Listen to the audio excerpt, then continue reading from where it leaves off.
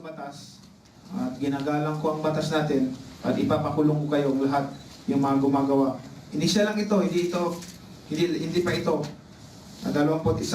Marami pa kaming paalam ko sa mga players na involved, mga officials, mga outsiders na papasok ng ganitong illegal. Huwag nyo nang subukan yan kasi baka mag-alburuto pa yung ulo ko. Hindi ko lang kayo ipapakulong. Ito, manda kayo. Humanda kayo.